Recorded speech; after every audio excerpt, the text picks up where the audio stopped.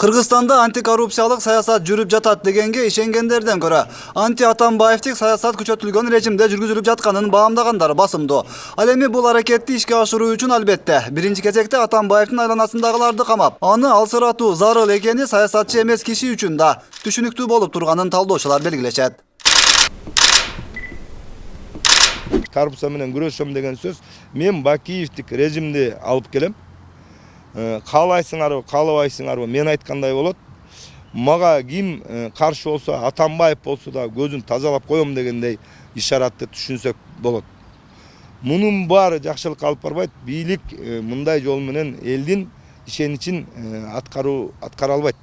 Бүгүнкү күнү өкмөт банкрот болуп калды. Азиз Батукаевдин иши да мыйзамдуулукту орнотуу үчүн же өлкөдө чыныгы тартипти калыбына келтирүү үчүн жүрүп жатканынан күмөн санагандар арбын. Аны кое бергендердин жоопко тартылышынга баары эле каалайт. Бирок ушул сыяктуу каалоолорду пайдалануу менен башка максаттарды ишке ашыруу операциясы жүрүп жатканы айтылат. Эмнеге азыр Батукаевдин ишин башташты? Бүгүн атайын Батукаевдин бошотулушун терештирип аны Алмазбек Атамбаев менен байланыштыргысы келип жатышат. Анткени азыр саясий буйрутмалар аткарылууда. Азыр Атамбаевдин жанындагыларды отургузгусу келип жатышат. Мындай пикирлердин пайда болушуна мурдагы акыйкатчы Турсунбек Акундун сурактан чыгып айткан сөздөрү да түздөн түз негиз болуп турат. Анан 3-чү фигурага айттым кече тергөөчүгө. 3-чү Атамбаев дедим. Ушу Атамбаев болбосо дедим. Атамбаев мына башында тургандыгын өз уркует аппараты мага айтып атты. Мындан сырткары Бишкектеги жылуулук электр борборунун модернизацияланышына байланыштуу кылмыш ишинин алкагында камакка алынгандардан мисалы Айбек Калиевке Атамбаевке каршы көрсөтмө берүүнүн сунуш кылынышы. Мен жактаган адам айтып берди. Мурдагы өлкө жетекчилигине каршы көрсөтмө бериш үчүн ага басым көрсөтүлгөн. Бирок Айбек Калиев андай көрсөтмө берүүдөн баш тарткан. Болбосо баш коргоо чарасын өзгөртүүнү сунуш кылышкан. Мыйзамсыз байыган деген айып менен камакка алынган Дүйшөнбек Зылалиев да мындай өңүттө билдирүү тараткан болчу.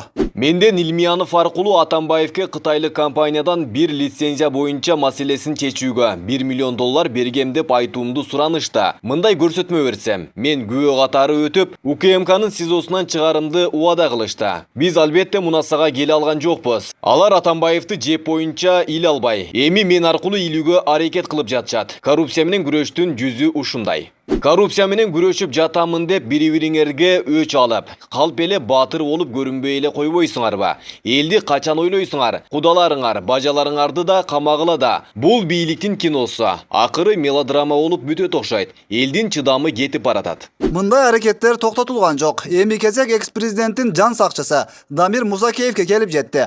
Ага да кылмыш иши козголуп, жоопко тартуу аракети көрүлүп жатат. Эптеп бир кынтык таап, мына 3-чү ишти козгосо мен ага да таң калбайм. 4-чү ишти козгосо ага да таң калбайм да. Анткени себеби бул түздөн түз мамлекеттин башында отурган жетекчилердин түздөн түз буйругу. Ана мунун баары жалгыз Атамбаевди алсыратуу жана саясий аренадан сүрүп чыгаруу болуп атат да. Баягы орустар айтат го, баягы аппетит появляется во время еды дегендей. Бүгүн Атамбаевдин тегеректеринен алсыратмак түгүл, мүмкүн Атамбаевдин өмүрүнө коркунуч келтирели деген. Ушул жыгылсаң да төөдөн жыгыл деп кыргызда бир сөз бар го. Ошол принцип менен Атамбаевка кол салуу уюштуруп атат деген коомчулукта мындай сигнал пайда болот. Өткүрбек Рахманов, Эркин Салиев, 7 канал.